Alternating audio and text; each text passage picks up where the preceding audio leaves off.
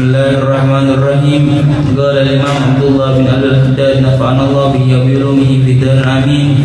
Fi kitabih Nasihatud Dini wal Usaimaniyah ila an qala wa kadzalika yanbaghi lil insani alla yata'adda bi sadaqatihi aqaribahu wa rahamahu al-muhtajin fayatrukahu wa yatasaddaqu ala ghairihi.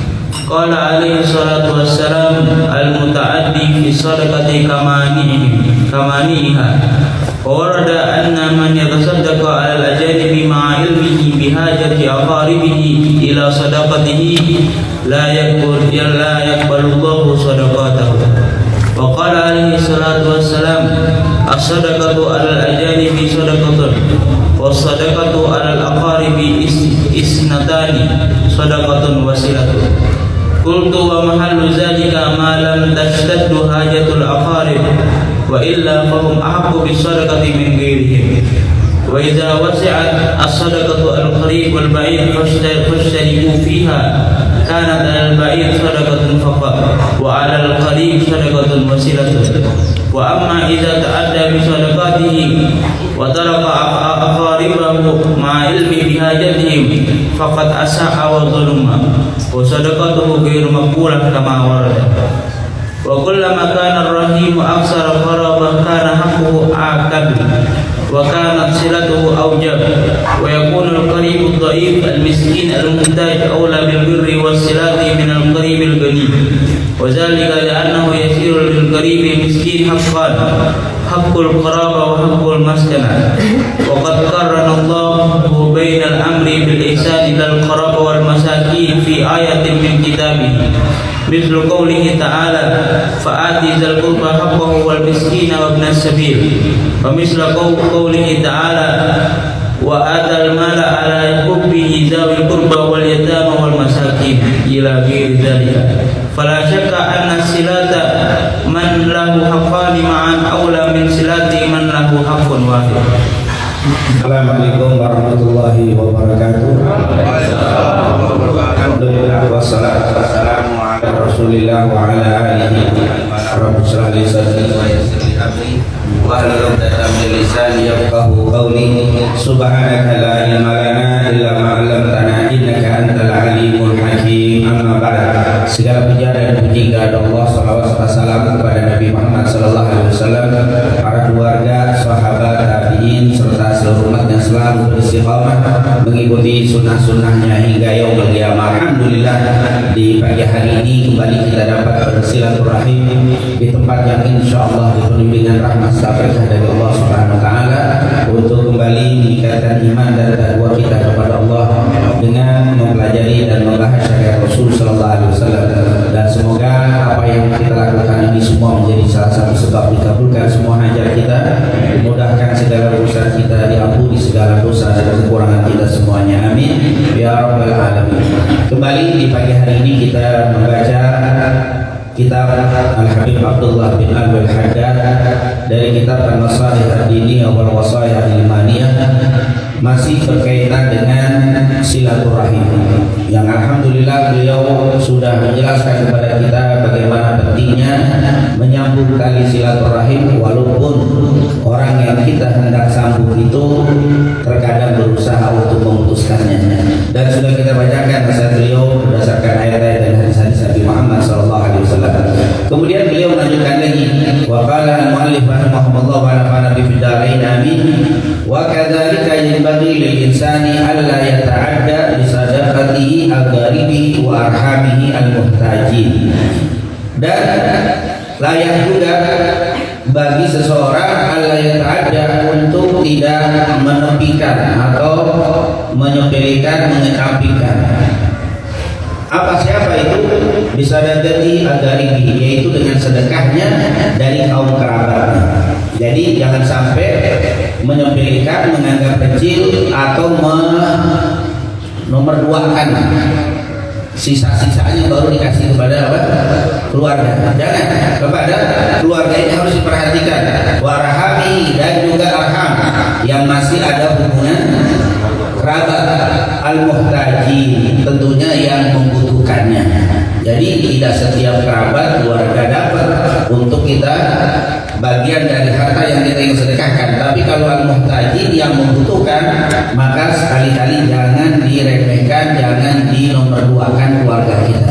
Justru mereka, kenapa? Untuk lebih kita perhatikan, baru orang lain. Jangan orang lain dulu, baru keluarga. Ini nasihatkan oleh Haddad. Ini mesti berhati-hati. Bahkan dikatakan sini, fabitarkihim, maka kenapa? Dengan meninggalkan mereka, wa yatasaddaq ala ghairihim, dan bersedekah kepada yang lain. Jangan sampai meninggalkan keluarga, kerabat, arham, lalu mengutamakan orang lain. Qala alaihi salatu wassalam al-muta'addi bi shadaqah, orang yang menomorduakan di dalam bersedekah, maka kamaniha, seperti orang yang tidak memberinya. Artinya kita kasih orang, sisanya baru kita kasih. Itu seperti nggak ngasih, kata Rasulullah SAW. Artinya bukan nggak ngasih nggak berpahala, tapi sedikit pahala. Kayak kita nih, ada makanan banyak, makan dulu, udah nggak habis baru dikasih ke orang. Bukan nggak bersedekah, tapi nggak sempurna. Kita mau sedekah dari baju-baju bekas kita doang. Barang yang nggak kepake dikasih, itu menomorduakan sebenarnya. Yang hebat itu sedekah adalah yang saat kita butuh kita sedekahin. Ini yang itu orang kita utamai, sisanya baru dikasih bulan. Nah, yang diutamain itulah yang bernilai. Yang sisanya itu adalah apa? Kamaniha, seperti seperti nggak ngasih, cuma bukan berarti tidak ngasih sama sekali. Ngasih cuma pahalanya sangat sedikit. Ini sama, semua berlaku. Semua seperti kita mau bagi-bagi tapi sisa dari apa? Tar aja deh, kalau udah habis baru apa? Ini durian, kita lagi depan makan durian. Pas lagi bener-benernya pengennya enak-enaknya, belum makan kita bagi orang dulu. Oh itu pahala besar.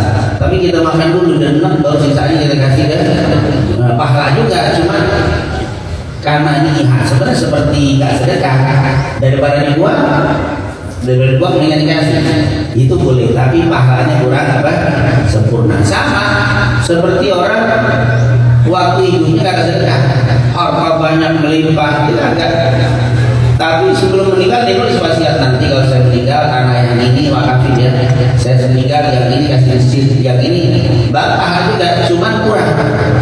Kenapa? Kalau saya meninggal, kalau belum, jangan, saya mau nikmati dulu, saya mau pakai dulu nih, saya pengen nikmati dulu. Kalau udah meninggal baru deh kasih.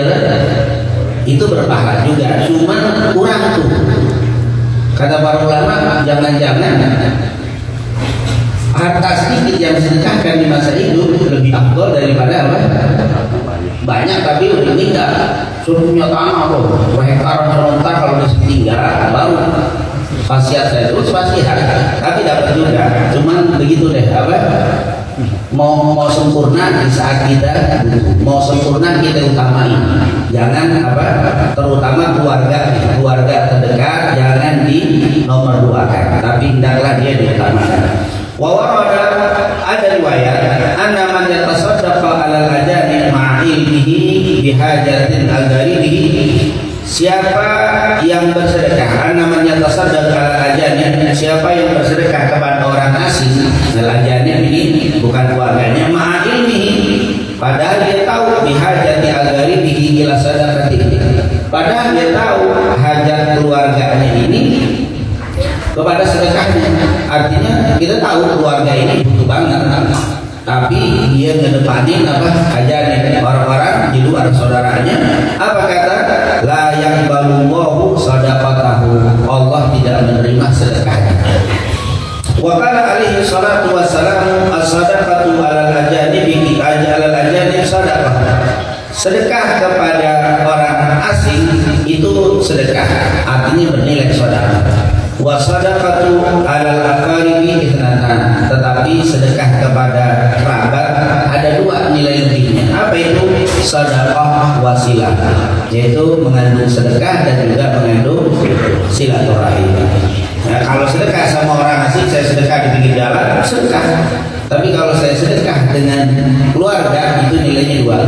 Sedekah iya, tambah dekat iya dengan keluarga. Itu kata hadis. Dan tentunya tadi Kultu, yang tadi yang dikatakan oleh ada riwayat yang mengatakan siapa yang bersedekah kepada orang asing padahal dia tahu saudaranya itu membutuhkannya, fala yaqbalullahu sadaqatahu, tidak diterima sedekahnya. Maksudnya apa ini? Apakah tidak diterima nol sama sekali, tidak ada pahalanya? Kultu, beliau mengatakan Abdul Haddad, wa ma'lu dzalik, tentunya hal itu bisa terjadi malam tasdad, yaitu malam tasdad hajat al-gharibi, yaitu malam tasdad yang tidak bebek banget itu, butuh banget hajat saudaranya. Kalau saudaranya ini butuh banget, kita kagak ngasih juga ke orang itu tuh yang nggak diterima. Tapi kalau saudara kita masih bisa makan, masih bisa minum, sementara ini juga lebih, seorang lain kita kasih ke orang tetap dapat, karena dia tetap masih bisa hidup tanpa sedekah. Tapi ini butuh sekali. Kalau istilah orang sekarang udah dicekek kebutuhannya, makan susah, ini susah, kita sedekah juga sama orang, sementara keluarga kita tahu ini orang keluarga dekat ini butuh banget, maka dikhawatirkan itu tidak diterima sedekahnya. Jadi kalimat hadis tadi, siapa yang bersedekah kepada orang lain padahal dia tahu keluarganya butuh, maka sedekahnya tidak diterima oleh Allah SWT. Maksudnya tadi butuhnya itu syadid banget, betul-betul butuh banget, lagi sangat-sangat membutuhkan. Ini anak ponakan keluarga mau berobat, betul-betul mau berobat, sakit, mau nggak bisa berobat, terus kita ngasih berobat untuk orang lain padahal keluarga dekat lagi sangat membutuhkannya. Begini nih yang dikatakan la yaqbalullahu sadaqatahu, ini tidak dikhawatirkan tidak diterima sedekahnya oleh Allah Subhanahu wa taala. Itu keterangan Abdul Haddad. Wa illa fahum ahqqu bisadaqah min ghairihi, karena kita tahu bahwa mereka itu lebih berhak daripada sedekah kita.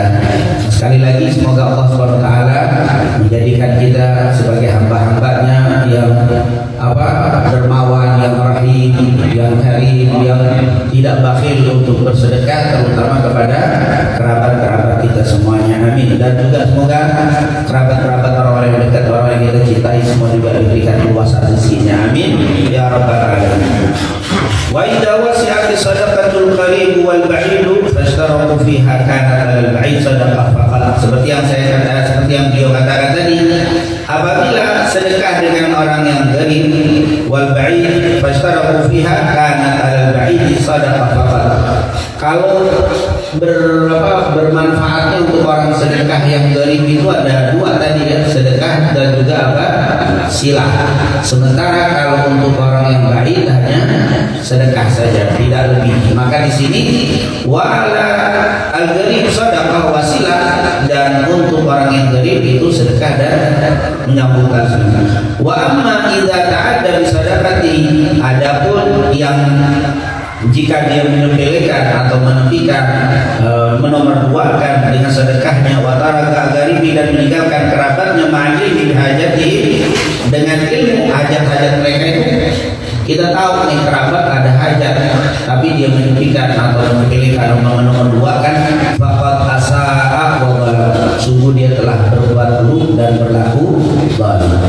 Sekali lagi ini beliau selalu menekankan, tadi beliau menjelaskan tentang hadis, kalau sedekah dengan orang jauh satu, kalau sedekah dengan orang dekat dua. Maka ketika dia tahu saudaranya butuh, dia juga memerlukan keluarganya, dia pentingkan orang lain, maka dia telah melakukan kezaliman dan telah melakukan keburukan. Faqad asa'a wa ghalaba. Nah ini tentunya jangan sampai kita sedekah malah dihitung sebagai orang yang zalim, karena tidak meletakkan sesuatu pada tempatnya. Wa syai' fi ghairi mahallih, karena zalim itu adalah meletakkan sesuatu bukan pada tempatnya. Mestinya dia sedekah kepada kerabat dulu, tapi dia sedekah kepada orang lain. Wa sadaqatu ghairu maqbulah, ini dikhawatirkan tadi sedekahnya, wa sadaqatu yaitu sedekahnya ghairu maqbulatin kama warad, ya seperti yang diriwayatkan di hadis, yaitu tadi sekali lagi sedekah yang tidak diterima kalau sedekah ke orang padahal keluarganya ada. Sekali lagi beliau menekankan keluarganya membutuhkan, dan dia Dia ada dua syarat. Yang pertama keluarga yang membutuhkan, yang kedua dia tahu. Ada orang yang tidak tahu dia sedekah, ternyata keluarganya lagi apa? Lagi susah, itu lain. Dia tahu.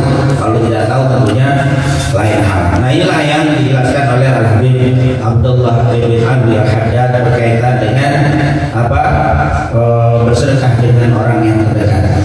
Wa kullama kana ar-rahimu aktsaru qarabatan, dan di mana keluarga kerabat itu lebih dekat, karena hakku maka haknya lebih kuat lagi.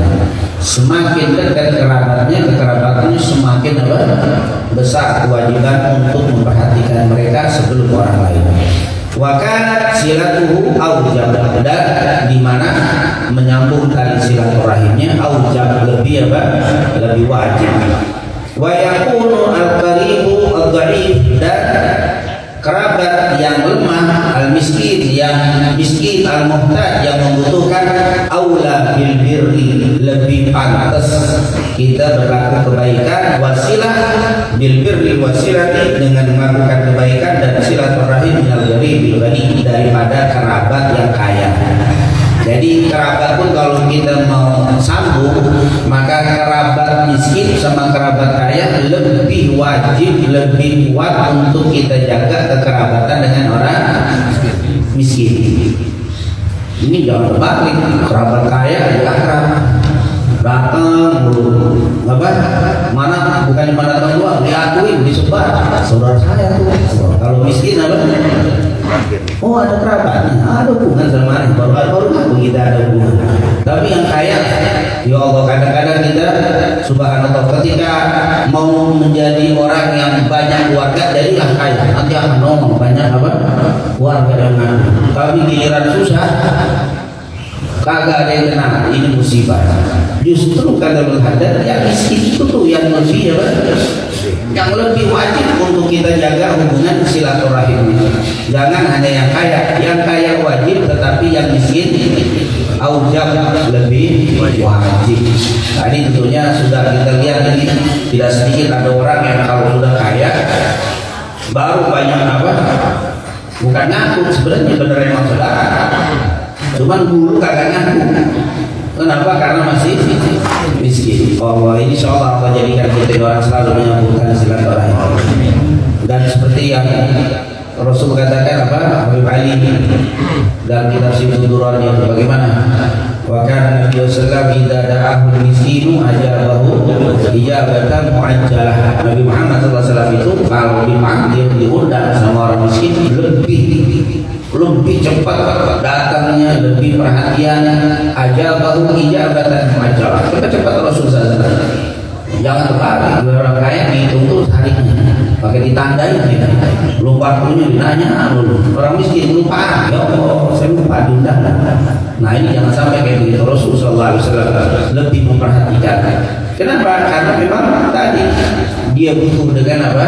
Kalau kita nggak punya harta untuk memberikan kepada saudara kita miskin, tetap silaturahim kita itu insya Allah akan menjadi hiburan untuk keluarga kita.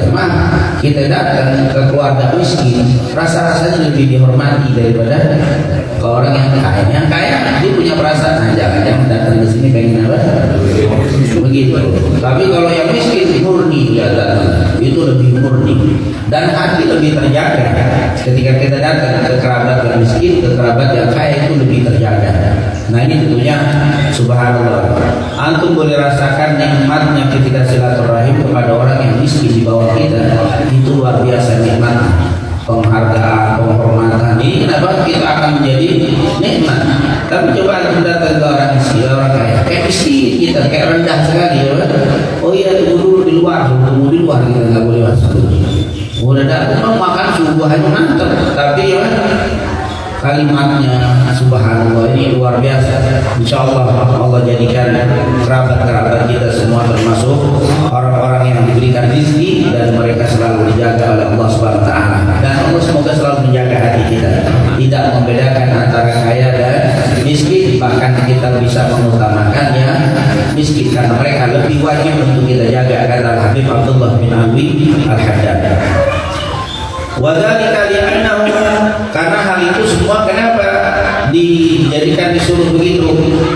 Yasiru lil gharibi al miskini haqqan, karena memang bagi kerabat yang miskin itu ada dua hak. Maka orang miskin, keluarga miskin lebih berhak untuk dikunjungi, untuk lebih diperhatikan karena dia ada dua hak. Yang pertama hakul qarabati, yaitu hak kerabat. Yang kedua hakul maskanah, yaitu dan juga hak apa? Hak kemiskinan dia, selain kerabat dan juga apa? Hak kemiskinan. Dia miskin, dia sebagai seorang miskin. Miskin ini apa sih bahasa kitanya? Miskin itu dikasihani. Itu hak al miskin. Miskin itu dalam bahasa kitanya yang dikasihani. Maka semua orang miskin hadar rajul, maksudnya bukan miskin apa? Punya harta, bisa jadi miskin ini adalah miskin hadar rajul. Miskinah itu miskinah perempuan yang perlu dikasih sayangi. Miskin. Jadi karena tidak punya harta pun diucilkan miskin. Jadi miskin itu sudah menjadi bahasa kita, orang yang perlu dikasihani. Jadi perlu dikasihani. Kenapa? Kan harta kurang dan seterusnya. Ini merupakan hak kedua yang harus kita pahami.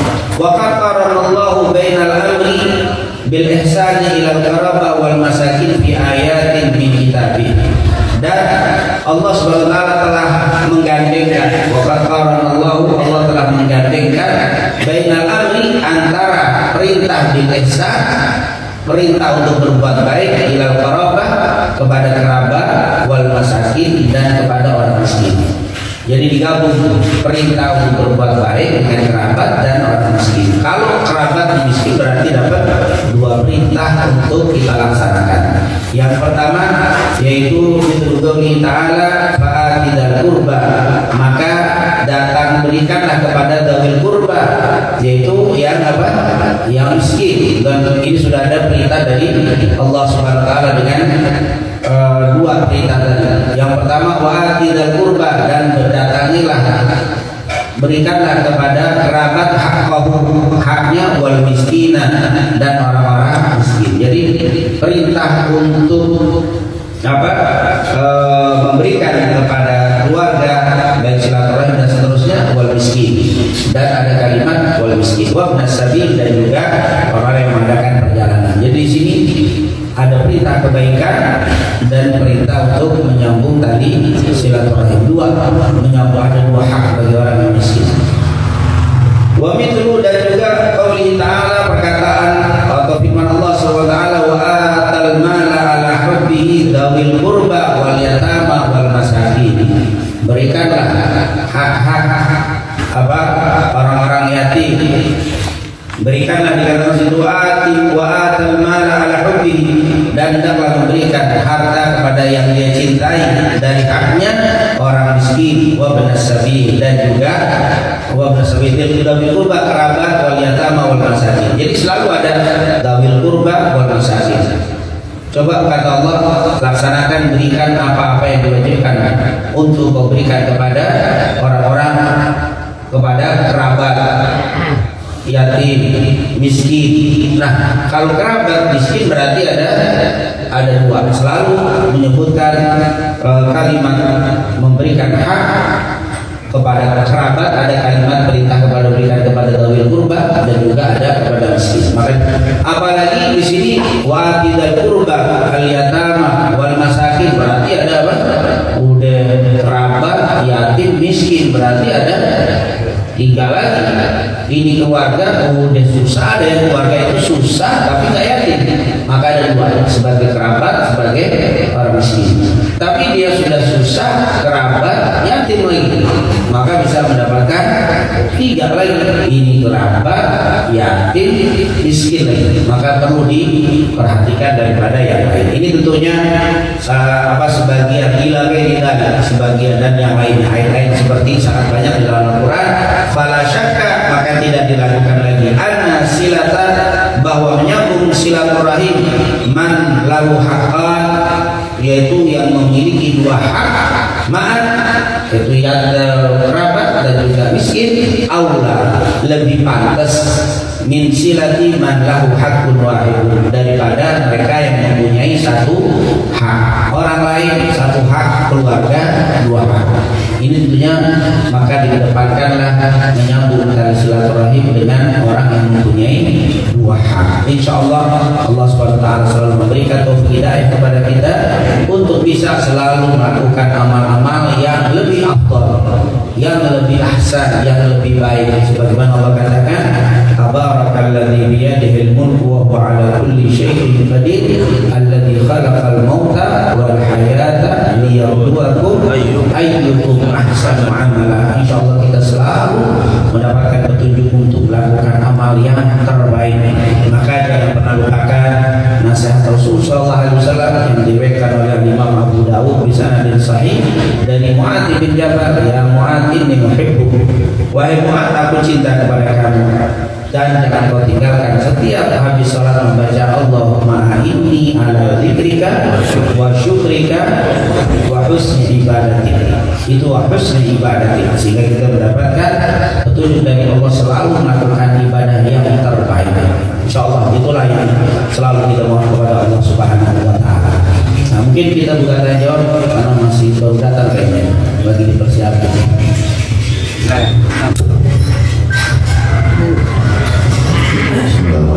Assalamualaikum. Yang mana mau tanyain ada dua pertanyaan tapi berkaitan. Yang kita sering siap kalau habis sholat kita doa aja kita sehat rezeki.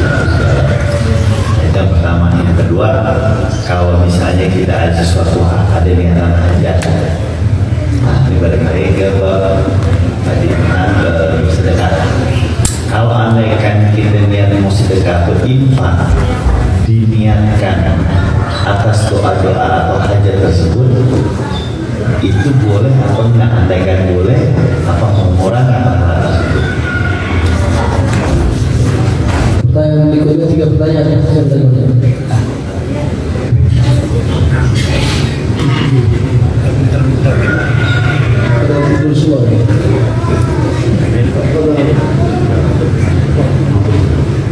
Ada lagi?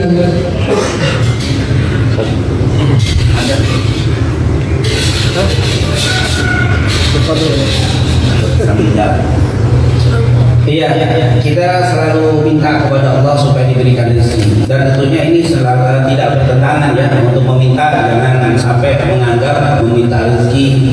Ada yang mengatakan begitu, saya tidak meminta rezeki. Kenapa? Karena rezeki sudah ditentuin sama Allah. Dan memang ada hadis riwayat Abdullah bin Mas'ud dalam Sahih Muslim, Rasulullah SAW mengatakan, Inna ahadakum yujma' qalbuhu fi batni ummihi 40 yawman nutfah, thumma yakunu 'alaqah, thumma yakunu mudghah, thumma yursalu ilaihi al-malaku fayunfakhu fihi ruh, fayu'maru bi kadri arba'ah, yaitu dikadri untuk dikatakan semua kalian itu penciptaannya itu berada di perut ibu kalian 40 hari pertama setetes mani, 40 hari kemudian segumpal darah, 40 hari kemudian segumpal daging. Summa yursalu ilaihi malak fayunfakhu fihi ruh, kemudian ditiupkanlah ruh. Jadi 40 berarti 4 bulan ditiupkanlah. Kemudian fayu'maru, maka diperintahkan untuk menuliskan 4 kalimat dengan 4 bikat birizkihi, disebutkan dituliskan rizkinya, wa ajalihi, dan ajalnya, sa'iyun atau sa'id, bahagia susah atau bahagia. Jadi 4 rizki, ajal, bahagia atau susah. Jadi dituliskan rizki. Berarti kalau ditulis di rizki mau ngapain lagi minta rizki, sehingga tidak mau minta apa rizki karena udah ditulis. Itu yang pertama. Ada yang bilang juga minta rizki berarti hapus banget, udah gak puas dengan apa yang Allah kasih. Enggak juga, ternyata kata ulama boleh. Buktinya Rasul sallallahu alaihi wasallam setiap habis sholat subuh diriwayatkan oleh istrinya Rasul sallallahu alaihi wasallam, ada yang mengatakan Ummu Salamah, juga Ummu Habibah. Intinya Rasulullah SAW pernah berdoa, dan sangat terkenal sekali hadis dari Imam Ahmad dengan sanad yang sahih. Rasulullah SAW selalu berdoa di sholat subuh, Allahumma inni as'aluka ilman nafi'an wa rizqan, itu minta rizki, wa rizqan thayyiban wa amalan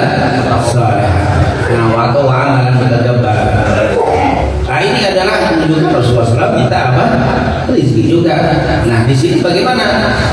Para ulama menggabung dari dua hadis bahwa oh ternyata di sini boleh minta rezeki, tapi dikasih garis bawahi tadi seperti Nabi, rizqan thayyiban, rezeki yang apa? Thayyib. Jadi jangan minta rezeki tok, tapi mintalah rezeki yang baik. Allah berikan aku rezeki yang thayyiban atau rezeki yang baik. Berikan aku rezeki yang bisa membawa kepada takwa, rezeki yang aku bisa bersedekah. Jadi jangan minta ya Allah berikan rezeki. Itu tidak bagus. Boleh nggak sebenarnya minta rezeki doang udah ditulis, tapi yang thayyib ini, yang halal, yang menambah ketakwaan, nah ini yang perlu kita apa? Jadi kalau minta rezeki gitu, karena kalau minta sesuatu yang sudah ditentukan jangan minta tok dengan itunya dia tapi ditambahin. Sama minta umur itu kan rezeki wa ajali, ajal sudah ditentuin. Tapi kalau aku minta ya Allah panjangkan umur mau ngapain minta begitu doang? Itu sama yang sudah ditentukan, tapi mintalah ya Allah panjangkan umurku dalam taat kepadamu. Itu ada kalimat apa? Urutan itu tambahan yang bagus. Seperti Nabi waktu mendoakan Anas bin Malik, Allahumma qawwil umurahu. Itu ada kalimat pernah Rasulullah mendoakan Anas bin Malik. Itu di Rasulullah berdoa dengan 3 perkara. Allahumma akthir malahu wa waladahu wa tawwil umurahu wa barik lahu. Ada kalimat wa barik lahu. Allahumma akthir malah, ya Allah banyakin hartanya. Nabi minta doain. Jadi minta rezeki bukan hanya boleh untuk kita, bahkan minta rezeki untuk orang juga boleh. Ya Allah panjangkan rezeki, ya Allah panjangkan rezeki, banyak rezeki yang baik dengan rezeki yang nah itu ada tambah, jangan banyak rezeki doang, tapi banyak rezeki yang berkah, yang membawa tambah taat seperti Rasul. Jadi ini menunjukkan bahwa doa minta rezeki diri sendiri atau minta rezeki untuk orang lain diperbolehkan. Karena Rasulullah SAW juga pernah mendoakan rezeki untuk Anas bin Malik. Allahumma akthir malahu, ya Allah banyakin hartanya. Wa waladahu, dan anaknya. Wa tawwil umurahu, panjangin umurnya.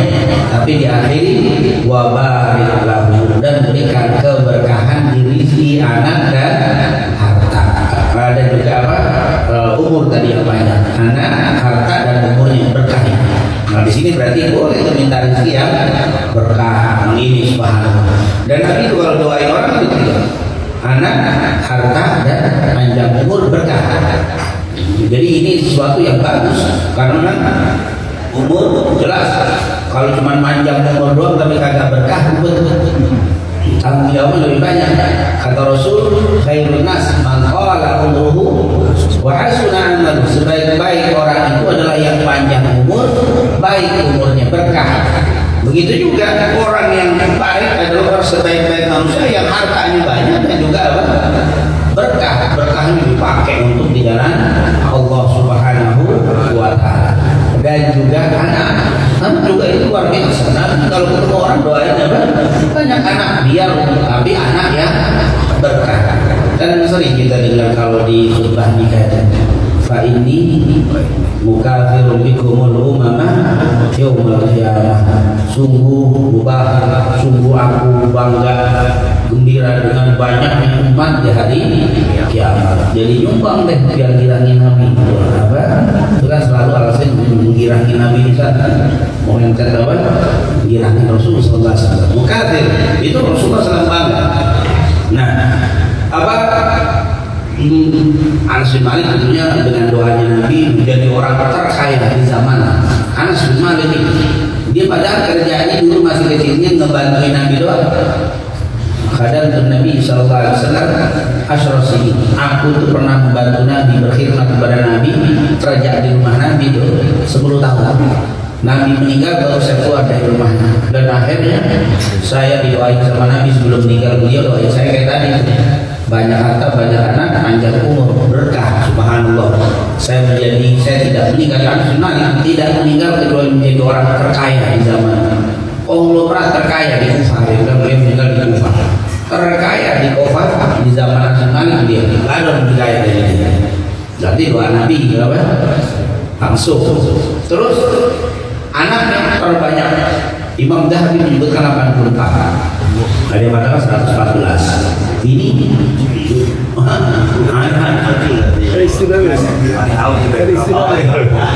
dari apa sampai 84 riwayat sedikit mana sunnah.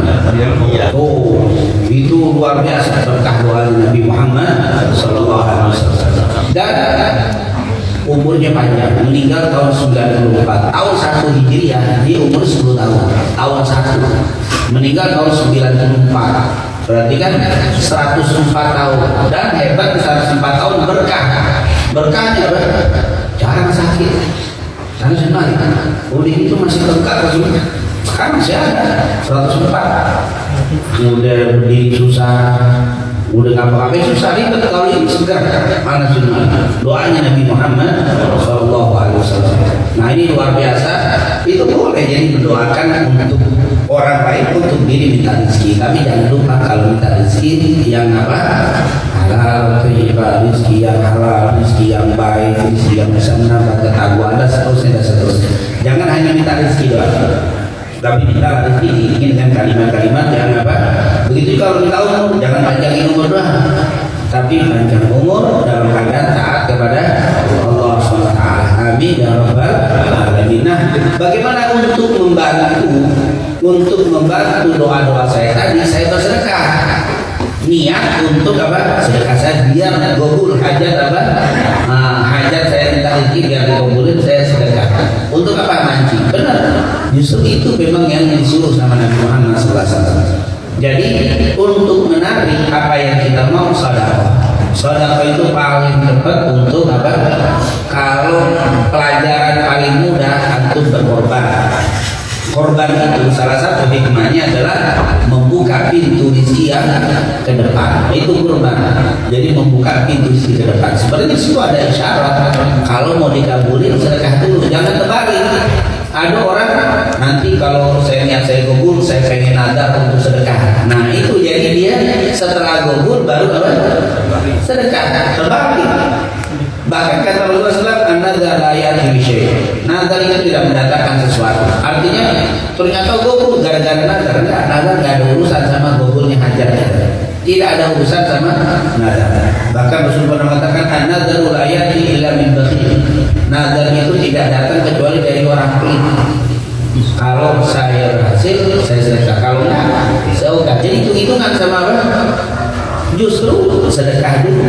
Tapi sampai belum punya uang, ada dikit-dikit aja. Kita punya hajatnya miliaran, sekarang punya duit cuma 20 apa? Bisa sedekah cuma 20.000. Kan duitnya kalau hajatnya keluar baru miliaran duitnya.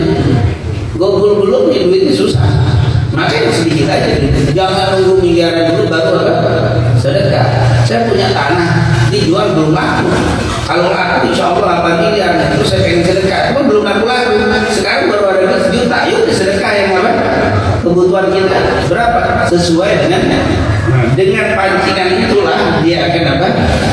Cepat dikabulkan. Apakah ini mengurangi apa? Pahala kita? Enggak.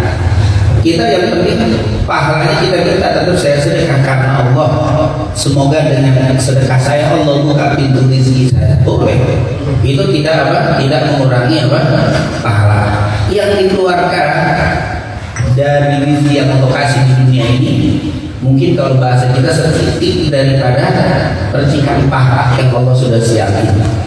Jadi doa kita itu tidak senilai dengan rezeki. Seandainya saya berdoa digabulin hajat, atau saya beribadah dikasih dunia, tiba-tiba saya dikasih misalkan hotel, gedung yang sangat besar, padahal saya sudah beribadah. Oh jangan-jangan gara-gara ibadah saya ini akhirnya saya dikasih ini.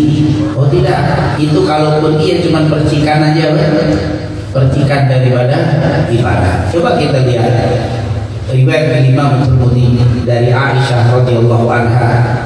Dia bilang apa? Rasulullah SAW bersabda, "Raka'atul fajr khairun minad dunya wa ma fiha." 2 rakaat sebelum subuh lebih baik daripada dunia dan padahal itu ibadah yang apa? Berapa susah kalau dia subuh? 2 rakaat. Baca kuliah apa dulu? Mau usah panjang-panjang kuliah itu sunnah. 2 rakaat kalau dia subuh lebih baik daripada dunia dan isinya. Seandainya dunia dari sini dikasih kamu gara-gara kamu sholat qobliyah masih terlalu kecil, saya lebih apa? Lebih daripada berarti seandainya dikurangi, saya habis sholat qobliyah dapat dunia dari sini dikurangi, dia dikurangi, tapi masih ada sisa. Dengan apa? Dunia dari sini dikasih saya masih ada sisa dari bekas ibadah rakaat fajar. Bagaimana kalau subuhnya? Bagaimana? Ya Allah, tentunya dunia ini kalau seandainya pahala berbentuk benda, wah udah nggak tahu nggak berbentuk di tempat, nggak ada tempat lagi untuk naruh apa benda-benda hasil daripada ibadah. Jadi kalaupun bahasa dikurangi sedikit. Apakah pernah ada kalimat yang dikatakan kalau kita minta rezeki bisa mengurangi pahala? Itu pernah disampaikan oleh Imam Al-Bukhari. Imam Bukhari itu yaitu Muhammad bin Ismail bin Ibrahim Ibn Badin Al-Bukhari, penulis kitab Sahih Bukhari. Dia bilang saya tidak pernah minta rezeki kecuali 2 kali. Minta hartanya, minta apa? Uang leh, bahasanya uang jajan dari Allah. Ya Allah, saya minta rezeki uang 2 kali dan langsung dikabulin. Jadi minta pertama bila Yusuf minta rezeki, dia minta. Nah, lama ada yang ketok pintu masih persis dia minta. Imam Bukhari. Yang kedua, dia lagi butuh, dia minta lagi. Mas, langsung besok kita dapat dikasih persis yang dibutuhkan. Akhirnya dia mikir, langsung dikasih, tidak ada jedanya. Kalau kita kan malah bingung, mau dikasih. Kalau Imam Bukhari malah bingung, langsung dikasih, nggak pakai nunggu. Ini adalah apa? Hamba Allah yang begini nih modelnya. Wa idza sa'alaka ibadi anni fa inni qarib. Itu sudah dekat sama Allah, jadi kalau minta langsung. Akhirnya setelah dia mikir, ya Allah, saya minta langsung dikasih. Saya kalau begitu nggak mau minta lagi urusan dunia. Saya khawatir nanti di akhirat apa dikurangi harta apa pahala saya gara-gara rezeki yang saya minta ini. Padahal mintanya cuma untuk apa? Untuk makan. Nah kalau kita kan mintanya Masya Allah. Nah tapi dia bilang kalau begitu aku gak mau minta rezeki lagi, khawatir pahala di akhiratku akan dikurangi. Walaupun dikurangi sedikit dia tidak mau, dan akhirnya tidak minta lagi. Tapi kelas Bukhari ya, kelas Imam apa? Kalau kita minta aja sesuai dengan kebutuhan, tapi jangan lupa minta sesuai kebutuhan, dia bisa menambah apa? Berkah, menambah amal gitu rezeki. Jadi alhamdulillah kata Imam Bukhari itu memang bisa mengurangi. Nah, tetapi nguranginya cuma bagi mereka sedikit dikurangi pahala udah deh. Makanya kamu minta lagi. Kita kalau pas Bukhari itu kaya semua udah minta terus, minta lagi. Imam Bukhari malah berhenti. Subhanallah. Memang makanya kalau ada yang bilang mau menyamakan kita dengan salaf, jangan antum merasa kayak salah gara-gara apa ilmu kita mungkin sama, beda. Salaf itu nggak seperti kita. Memang ibadahnya sama dalam artian sholat 5 waktu, mungkin qobliyah dikit kan ada. Salaf ada yang hafal Quran dalam 7 tahun. Iya, kita juga ada yang 7 tahun bahkan bawa Quran. Bukan berarti kita lebih dari salaf. Karena hal-hal yang kayak begitu tuh nggak ada. Saya belum pernah nemuin orang sekarang nggak mau doa tajziah langsung jauhi di samping yang takut minta rezeki, takut kurang, terus nggak mau berdoa rezeki. Justru dia malah apa? Buka praktek doa lagi. Saya akan mau didoain kubur foto jam praktek bukan karena ini berbeda dengan apa? Ulama salaf. Jadi semua ada bidang-bidang seperti itu jauh. Makanya Rasulullah bilang khairul